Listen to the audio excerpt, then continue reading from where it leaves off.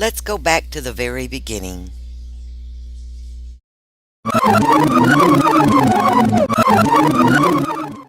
The development of my project began way back in month 1, MLT, with Beth, who advised us to try to create projects that would support our thesis ideas with the possibility of using them in the final media project.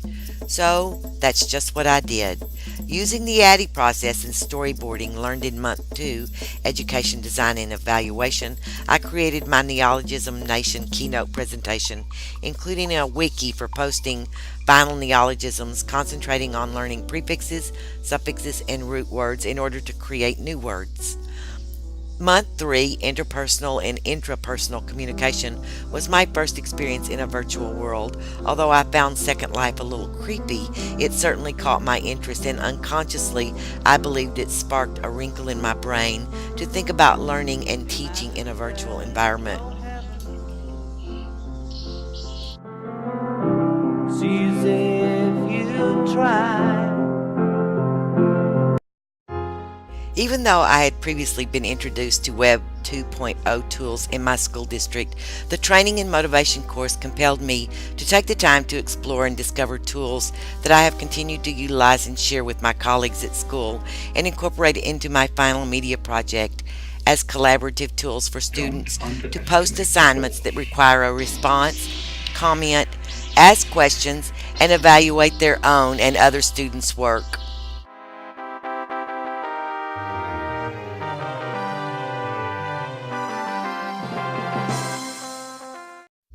Media Design Month 5 also provided challenging and valuable information and the opportunity for me to create another lesson that is included in Vocabulary, a website with flash animation as an introduction to root words, their value, the significance of learning them, as well as knowing how to pronounce them. This project is included as Activity 1 in my virtual vocabulary world.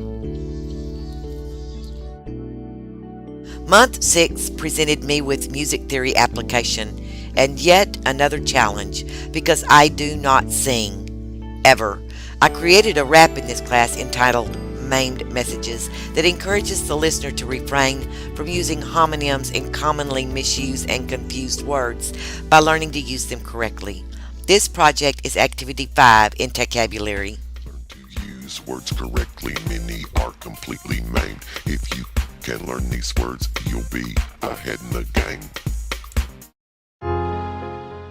Not to discount Month 7 in Kathy Craven. Here I learned many tips and became consciously aware of ineffective and powerful filmmaking techniques to make videos more interesting and meaningful. There is a video posted as an example of an activity in vocabulary. However, it was created before completion of this class, and for that matter, before entrance to the EMDT program.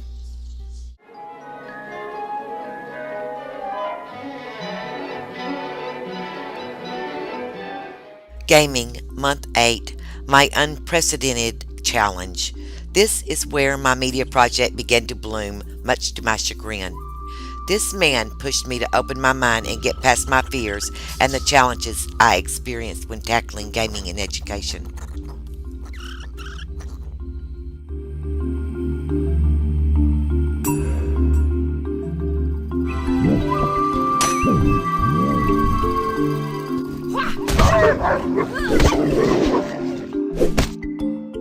Media Asset gave me the chance to create a blog on Blogger, one of the collaborative tools included in Vocabulary.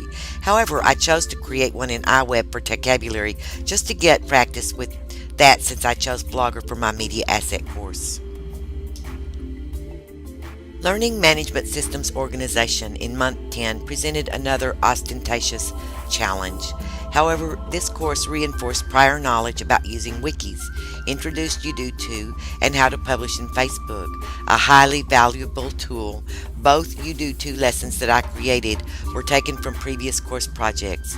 Course 2, Neologism Nation, and Course 6, Maimed Messages, and are included in Vocabulary. In Month 11, Online Course Development, I experienced the very first actual test of Vocabulary when my classmates and Dr. Bedard previewed and critiqued my work. Armed with full sail tools, concepts, research, and educational experience, as well as the awareness that gaming was the perfect way to engage students and provide a portal for any learning type, ability, and intelligence, I began the actual construction of my project during Month 10. This construction was actually a collaborative effort. In August, when school started, I went to the gaming source of information, the students. I recruited one particular student who has been misplaced in the educational system, therefore creating what most teachers consider a horribly incorrigible student. But I figured, who knows what kids want better than a kid? My belief, gleaned from years of experience, reinforced by Philip Schletke's working on the work, and then consummated through the Full Sail program, is to involve and encourage students to participate and contribute to the creation of assignments, activities, assessments, and evaluation criteria, thus creating stakeholders that are vested in their own education.